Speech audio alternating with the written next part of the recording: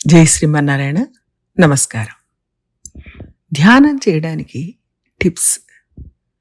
భగవంతుడు చేసిన అనేక అవతారాల్లో శ్రీకృష్ణ అవతారానికి ప్రత్యేకత ఉంది. ప్రపంచవ్యాప్తంగా కృష్ణ భక్తులు ఉన్నారు.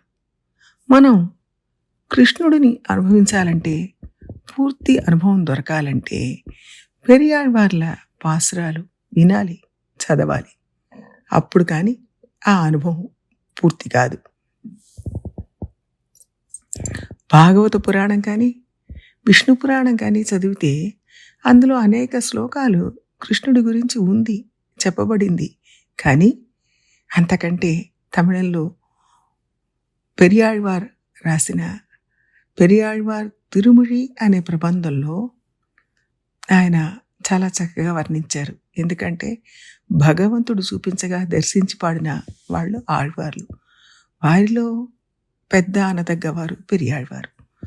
వారు పెరియాళ్వార్ తిరుమొഴിలో మొదటి పాట నుంచే కృష్ణుడి గురించే పాడారు. మొదటి దశకంలో కృష్ణుడి అవతారం, ఊరంతా కోలాహలంగా దాన్ని సంబరంగా జరుపుకోవడం పాడారు.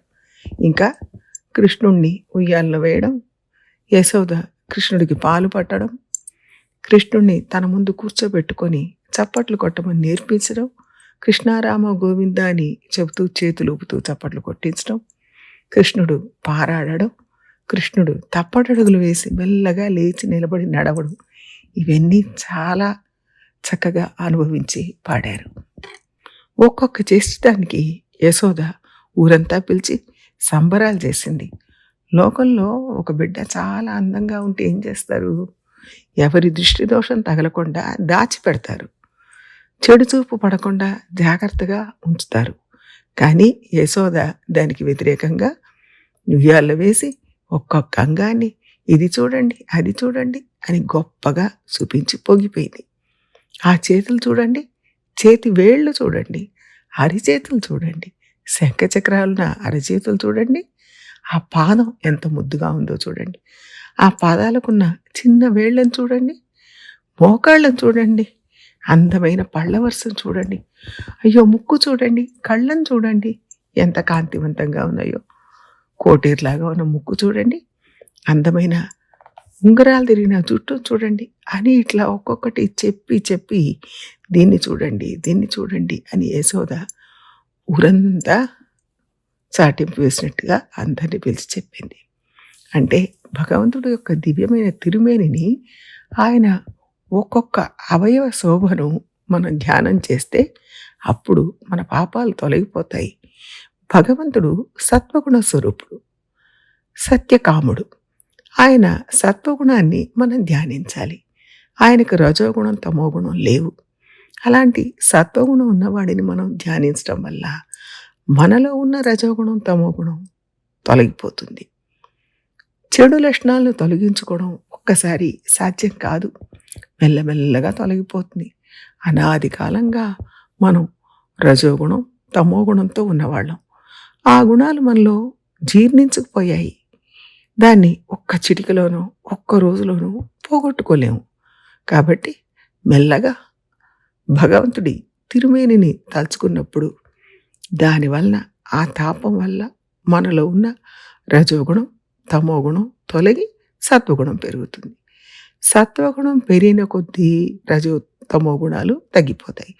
రజో తమో గుణాలు తగ్గిపోయిన కొద్దీ సత్వగుణం పెరుగుతుంది. ఆయన శ్రీపాదాలని ధ్యానించాం, సత్వగుణం కొంచెం పెరిగింది. ఆయన మోకాళ్ళను చూసాం, ఇంకొంచెం సత్వగుణం పెరిగింది. అలా ఆయనను అనుభవించిన కొద్దీ క్రమంగా సత్వగుణం పెరుగుతుంది. రజో తమో గుణాలు క్రమంగా మన నుంచి దూరం అవుతాయి. కృష్ణుడి యొక్క ఒక్కొక్క అవయవాన్ని పెరియాళ్వార్లు అంత చక్కగా వర్ణించారు, యశోద భావంలో వర్ణించారు. మనం ధ్యానం చేయడానికి పాదాది కేశ వర్ణన చేసిన ఈ 2వ దశకంలో ఉన్న 21 పాసురాలు చాలా బాగా ఉపకరిస్తాయి. పరమాత్మను ధ్యానం చేయాలంటే పాదాది కేశం కదా, అంటే పాదాల నుంచి కేశాల దాకా ఒక్కొక్క అవయవాన్ని ధ్యానించాలి. ఆ వర్ణనంతా పెరియాళ్వార్ తిరుమొഴിలోని 2వ దశకంలో చక్కగా ఉంది.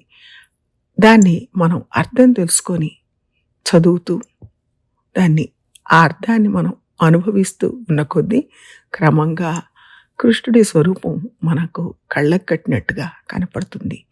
ఆయనకు మనం దగ్గరవుతూ ఉంటాం. తద్వారా మనలో ఉన్న రజో తమో గుణాలు మనకు దూరం అవుతూ ఉంటాయి. ఆ అనుభవం పూర్తిగా దొరుకుతుంది. ప్రయత్నం చేద్దాం. జై శ్రీమన్నారాయణ.